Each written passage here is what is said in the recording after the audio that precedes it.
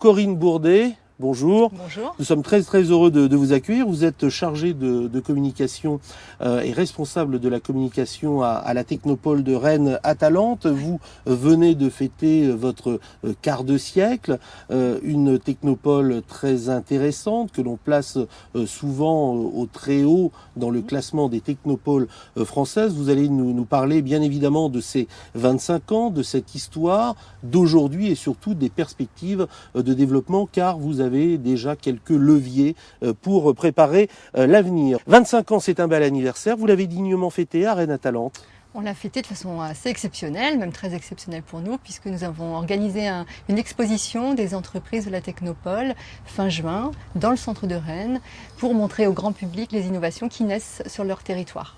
1984, c'est une date très importante évidemment pour la Technopole. On va décliner bien évidemment les 5 pôles. Ça a démarré surtout avec le CCETT, oui. Vraiment sur cette butte de Couëme à Beaulieu, avant de poursuivre avec la santé, avec aussi ce développement même jusqu'à Saint-Malo. Mais 1984, Ubercurien, ça veut dire qu'on était vraiment dans les techniques de communication. On avait plein d'espoir en 1984.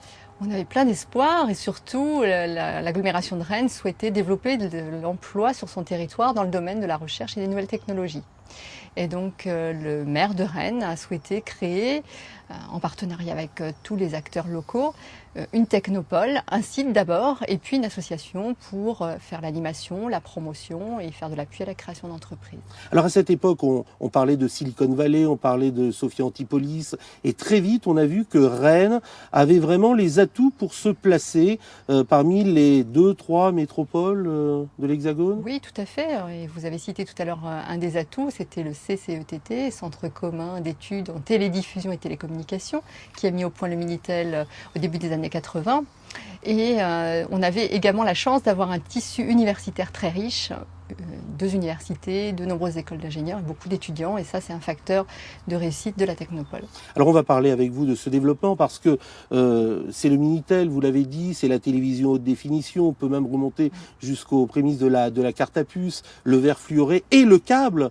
Et l'histoire de TVRN 35 est très liée aussi à la Technopole, car la fibre optique aussi qui avait été pensée, réfléchie ici, a conduit bien cette chaîne à naître en 1987. Alors, on est toujours ce même frémissement lorsque l'on voit des entreprises s'implanter et se développer dans ces domaines. Oui, c'est toujours passionnant parce qu'on est toujours sur l'innovation technologique, on est très en amont souvent. Parfois, on a quelques centres de recherche remarquables comme Orange Labs ou Thomson R&D et qui sont sur des sujets très amont, et donc on est au courant de nous de ce qui va arriver dans 5 à 10 ans.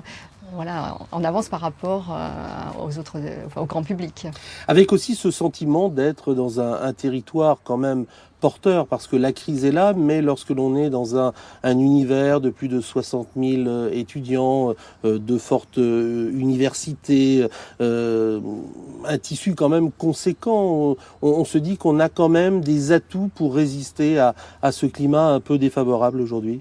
Oui, il y a un esprit d'entreprise important, je trouve, sur le territoire, avec justement dans le cadre de l'innovation, toujours plein d'idées nouvelles qui génèrent de nouvelles créations d'entreprises, comme on vient de voir tout à l'heure, Evodia ou Nelly Technologies. Et 751 emplois créés en 2008, ça il faut le dire. Oui, c'était un bon chiffre. Alors on a eu les 3 dernières années aussi avec une forte croissance.